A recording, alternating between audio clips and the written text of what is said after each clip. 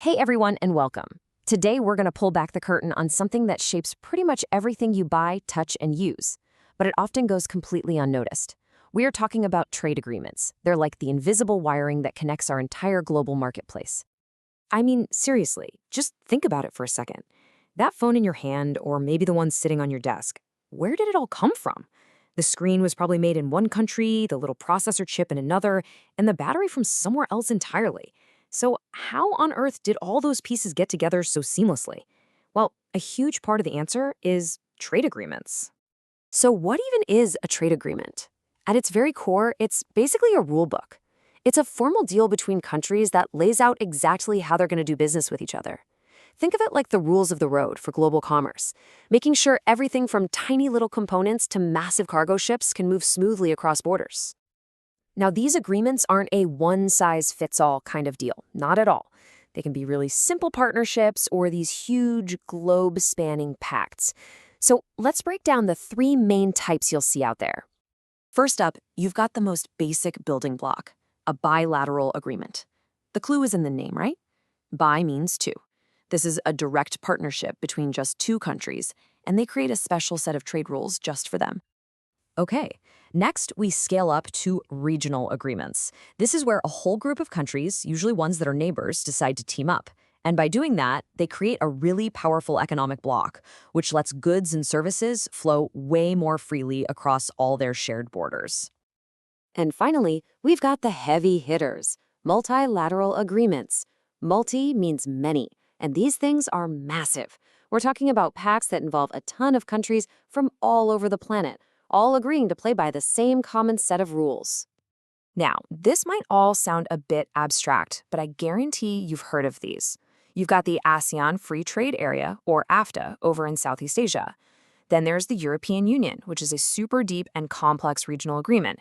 And of course, in North America, there's the USMCA, which is the newer version of the one you might remember called NAFTA. Okay, so we know what they are, we know the different types, but why? Why do countries spend so much time and energy negotiating these things? What's in it for the big companies? And more importantly, what's in it for you and me? So the benefits here, they really go two ways. For businesses, it's pretty clear. Trade agreements open up brand new markets and they lower costs by getting rid of barriers like taxes on imports. And for us, the consumers, all that global competition means we get way more choices on the shelves, and a lot of the time, that means lower prices too. And while lower prices are definitely a nice perk, the real goal here is even bigger. It's all about making global trade efficient and predictable.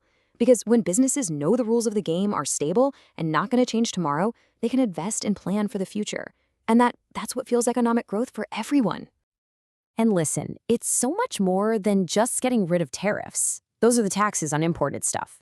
These agreements are actually really complex legal frameworks. They have rules to protect intellectual property, so your favorite brand can't just be ripped off.